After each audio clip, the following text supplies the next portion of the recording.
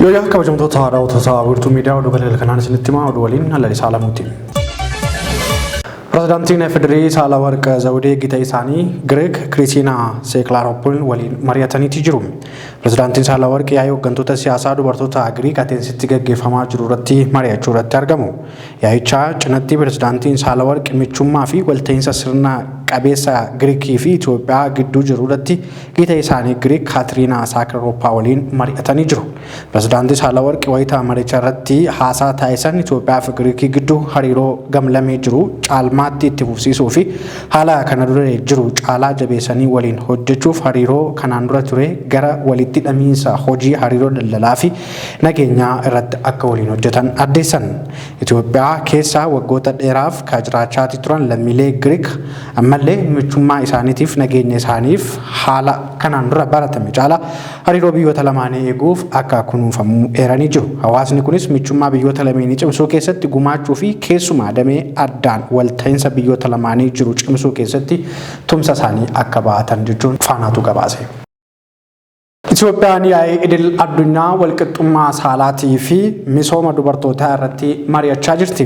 Itoophiyaan yaa'ii idil addunyaa 68ffaa walqixxummaa sirna saalaa fi misooma dubartootaa irratti mari'achaa kan jirtu yoo ta'u, Itoophiyaa keessatti sirna walqixxummaa saalaa lafa qabsiisuu fi dubartoonni Itoophiyaa keessatti hojii qindoominaa fi siyaasaa dinagdee keessatti hirmaachaa jiraniifis maqaa gaarii argatteetii jirti.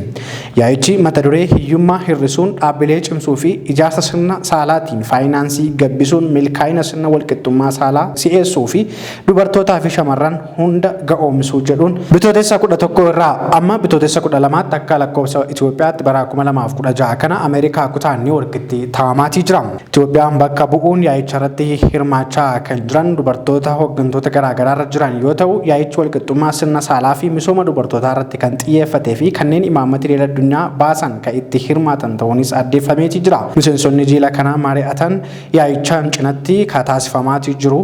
Walgahii dippiloomaatota Itoophiyaa fi kanneen biroo michummaa biyyootaa fi kanneen biroo irratti illee mari'achuudhaaf ministeeronni dubartootaa fi dhimmoota hawaasummaa garaagaraa argamaniitii jiru. Akka lakkoofsa Awurooppaatti bara 2019 murteeleen mata duree sirnoota eegumsa hawaasummaa qaqqabiinsa tajaajila uummataa fi bu'uura misoomaa egeree sirna saalaa fi dubartootaa fi shamarran ga'oomsuu jedhuun yaa'iin 65ffaan adeemsifameen murtiin garaagaraa raawwatamaatii tureetii jira. Murtiiwwan kanarratti gamaggamaa fi kallattii hojii gara fuulduraa dabalate sirna koorniyaa dubartootaatii fi akkasuma ammoo dippiloomaatonni gama dubartootaatiin jiran jabaatanii akka hojjetaniif kan mari'atame ta'uu faanaatu gabaase. Itoophiyaatti daldaltoonni dorgommii daldalaa hin malle hirmaachuudhaan adabbiin irratti murtaa'eetii jira. Daldaltoota dorgommii daldalaa hin malle raawwatan irratti adabbiin birrii miliyoona 10.4 darbu ministeerri daldalaa fi walitti hidhamiinsa naannawaa beeksise. Ministeerichi baatiiwwan 6 darbanitti mallattoo daldalaa daldaltoota biroo karaa dogoggorsaa ta'een fayyadamuun akkasumas ammoo daldaltoota morkattootaaf odeeffannoo wal'aa tamsaasuun faayidaa daldaltootaa dorgomtootarraan miidhaa geessisan jedhu irratti adabbii garaagaraa dabarseetii jira. Haaluma kanaan daldaltoota lama irratti birrii miliyoona 10.4 akka kaffalan murtaa'u itti gaafatamaan deeskii ittisa sarbama seeraa fi farra dorgommii obbo Geetinnat Ashannaa fi natti maniiruu jechuun tajaajila oduu Itoophiyaa gabaasa. Akka tajaajila oduu Itoophiyaatti haaluma wal fakkaatuun hanqina meeshaalee daldalaa birrii 1739 mudateen tilmaama keessa galchuun komii shakkamtootarraa dhiyaateen shakkamtoota maallaqni kafalan akka deebi'uuf gaafatamaniif deebiin ibsaa kennameera jedhu. Gama biraatiin meeshaa daldalaa hanqina qaban meeshaa daldalaa sirriin akka ba'an buufamuuf shakkamtoota gaafatamaniif fedhii isaanii bu'uureffachuun akka jijjiiramuuf taasifamuu ragaan ministeericharraa argame gama biraatiin addeesseetii jira. Hawaasni sarbama mirga shakkamtootaa wayita bittaa fi gurgurtaa raawwatamaatii turetti qaama to'annoo fi hordoffii daldalaa dhiheenyatti argamuuf eeruu akka kennaniif dabalataan illee waamicha dhiyeessee jira. Shakkamtoonni kunniin daldaltoota dorgommii daldalaa hin malle hirmaataniif ka haala mijeessaniitiif akkasuma immoo ka dorgommii kana keessatti hirmaatan eeruun dabalataa akka kennamullee ministeerichi beeksiseetii jira. Oduu hawaasummaatiin ammoo hawaasni dhiigaa arjoomuu akka aadeeffatu gabaafame. Hawaasni aadaa dhiigaa arjoomuu akka guddisuu fi lammiilee dhiigni barbaachisuuf akka qaqqabu tajaajilli baankii Itoophiyaa beeksiseeti jira. Lakkoofsa tola ooltota dhiigaa arjoomanii hir'achuu hordofee dhiiga gahaan walitti qabamaa akka hin jirre daayirektarri tajaajila Habtaamuu Taayyeen ibsaniiru jechuun tajaajilli oduu Itoophiyaa gabaase. Haaluma kanaan baatii bitootessaa keessa baatii dhiigaa arjoomuu geggeessuun amantaa dhiiga walitti qabamuu dabaluuf hojjetamaa jiraachuu saddeessaniiti jiru. Dhiiga arjoomuun tajaajila namoomaa keessaa tokko ta'uu eeruun hawaasni dirqama kana akka baatuuf tajaajilichi waamicha dhiyeesseeti jira. Bara baadiyyichaatti dhiiga yuunitii 422 walitti qabuuf karoorfame keessa haga ammaatti dhiigni yuunitii 220 qofti walitti qabame akka jirullee addeeffameeti jira. Suuruma kanaan hawaasni dhiiga arjoomuuf akka amaleeffatu waamichi dabalataa dhiyaatee jira. Oduudhuma tajaajila tola ooltummaatiin Itiyoo Telekoom barattoota qaama miidhamtootaa 5,000 ta'aniif deeggarsa meeshaalee barnoota garaagaraa taasise. Itiyoo Telekoom barattoota qaama miidhamtoota 5,000 deeggarsa qaamaa fi meeshaalee teekinooloojii birrii miliyoona 8 baasuu deeggarsa taasisuu isaa guyyaa irraa kan addeesseeti jira. Dhaabbatichi deeggarsa kana barattootaaf taasise Finfinneetti manneen barnootaa adda addaa irraa dhufan 199 har'a kan kenne yoo ta'u deeggarsichi wiilcharii 62 kiraanchii 25 baatirii adii qaroo ijaa dhabaniif oolu 59 kan itti dhaggeeffatamu 53 of keessaa akka qabullee addeesseeti jira. Deeggarsoonni hafanis qaama miidhamtoota biyyattii bakka adda addaatti argaman yeroo itti aanu qaqqabu ta'uu addeeffamee jira. Itiyoo Telekoomitti ofiisarri muummee koomishinii Maasaayii Uubisheet Itiyoo Telekoom deeggarsa hawaasummaa haammataa fi itti fufiinsa qaban taasisaa akka jiranillee ibsanii jiru. Haaluma kanaan guyyaa har'aa damee barnootaaf deeggarsi taasifamuu eeranii dhaabbatichi deeggarsa fuulduraa taasisu cinatti akka itti fufu mirkaneessaniiti jiru. Daayirektarri olaanaa waldaalee qaama miidhamtootaa Itoophiyaa Abbaayinet Gujoo deeggarsa Itiyoo Telekoom taasiseef galateeffachuu isaanii ragaan Itiyoo Telekoom irraa argame ni mul'isa. Daawwattoota keenya gara oduu naannoo Oromiyaatti hoggaan isin dabarsu ammoo humnootiin finxaaleessitootaa fi hidhattoonni naannoo Amaaraa keessa jiran Jiillee Dhummuuggaatti haleellaa Oromoota Walloo irratti raawwataniin haga ammaatti lubbuun namoota 27 galaafatamuun gabaafame. Akka gabaasa Addis Istaandaarditti Jiillee Dhummuuggaatti haleellaa hidhattoota faannoo fi humnootii poolisiin raawwatamaniin namoonni 27 ajjeefamuu natti himaniiru jedha Addis Istaandaardi gabaasa baaseetiin.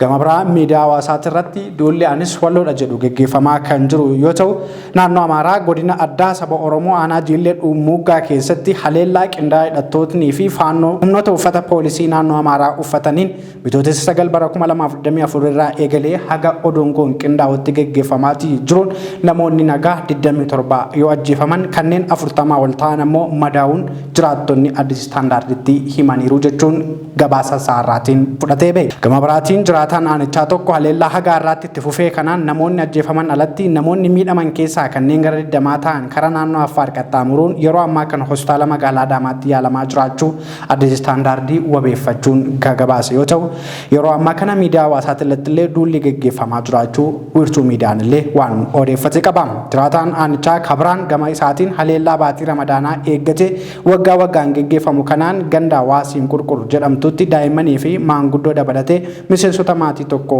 ajjeefamuu isaa himaniiru jedhamu. Oduu keenya magaalaa Finfinneetti namoo gareen Finfinnee fi naannawaa isheetti jeequmsa uumuuf turan to'atamuu mootummaan ibsa guyyaa irraa ganama irraa baaseetiin ibseetii jira. Gareen gurmaa'ee magaalaa Finfinnee fi naannawaa isheetti tokkoraa fi jeequmsa hidhannoon deeggarame uumuuf socho'aa turan shakkaman to'atamuu humni walootikaa fi nageenyaa ibsa miidiyaalee biyya keessaatiif kenneen addeesseetii jira. Miidiyaaleen mootummaatti hirkatan akka ganama kana gabaasaatii turanitti shakkamtoonni garee kana 50 ta'an sirna shira badii naannoo Amaaraatti geggeeffame milkaa'uu dinnaan gara magaalaa Finfinneetti akka fuulleffatan addeessa. Akka ibsa humna walootikaa nageenyaa kenne kanaatti gareen kun kana dura naannoo Amaaraa giddugala hokkoraa fi jeequmsaa taasisuuf shira xaxaa tureen oopereeshinii qaamolee nageenyaa raayyaa ittisa biyyaa fi mootummaa federaalaatiin qindaa'ee geggeessaniin fashalaa'uun gama magaalaa Finfinneetti fuulleffachuu isaanii addeessa. Shakkamtoonni kunniin gareen ta'uudhaan Finfinneef naannawaa ishee Amaaraa Minjer Shankoor giddugaleessa godhachuun gareen kun gurmaa'insa isaatiif haala gaarii naa uuma ka jedhee yaadu bataskaana Ortodoksii Tawaahidoo Itoophiyaa bakkeewwan tokko tokko fayyadamuun dhaabbilee bakka walgahii fi gurmaa'ina taasifachuun dhoksaadhaan socho'aa akka ture mirkanaa'uusaa ibseetii jira. Gama kanaan manni amantaa Ortodoksii Tawaahidoo Itoophiyaa ibsa kennite kan hin qabne yoo ta'u, gareen dhoksaan socho'aa ture kun magaalattii bakka garaagaraa keessatti hojii miseensotaaf to'achuu fi loojistikii qixeeffachuun hojjechaa akka ture ka'eere. Ibsi kun naannoo Amaaraa bakka tokko tokko keessatti kaayyoo badiisaa diriirsuun garee fara nageenyaan socho'u waliin hidhata uummate ergama fudhachuun magaalaa Finfinnee daangaa Oromiyaa dabalatee wiirtuu shira dhoksaan geggeessuu godhachuun socho'aa akka ture humni walootti kaafii nageenyaa ibsa guyyaa irra baaseen ibseetii jira. Amerikaan miidhamtoota waraanaa Tigraay akka gargaartuuf Amnesty International gaafatte. Amnesty International damee Ameerikaatti daayirektara dhimma Afrikaa akka ta'e Heetii Hiiksaan mootummaan Ameerikaa miidhamtoota waraana Tigraayiif haqaa fi gaafatamummaa mirkaneessuu irratti deeggarsa akka taasisu gaafate. Ibsi Amnesty International baase akka jedhutti mootummaan Ameerikaa dhimma haqaa fi gaafatamummaa irratti imaammata haaraa ifoomsuuf akka jirullee addeesseetii jira. Haqaa fi gaafatamummaan akka mirkaneeffamuuf dhaabbileen idil addunyaa waamicha haa taasisan malee aangoon koomishiniin ogeeyyii mirgoota namoomaa Itoophiyaa onkoloolessaa bara 2023 keessa xumuramuu hordofee haga yoonaatti Ameerikaan calliftee kan turte ta'uu gabaasni Addis Standard kun addeesseetii jira. Yeroo ammaa kana naannoo Amaaraa keessatti waraana geggeeffamaa jiru hordofuun yakkoonni waraanaa mudachuu carraan akka jiru Amnesty International galmeesseera kan jedhu gabaasi kun ministeerri dhimma alaa Ameerikaa dhimmoota haqaa fi gaafatamummaa mirkaneessuuf kutannoodhaan tarkaanfii fudhachuun hojiitti seenuu qabaa jechuun Amnesty International gama isaatiin gaafateetii jira jedha gabaasa isaatiin Addis Standard. Kabajamtoota daawwattoota wiirtuu miidiyaa oduun keenya guyyaa irraa kanneen kana fakkaatan turan daawwachuu keessaniif hedduu galatooma. Lalisaa lamuun ture nagaatti.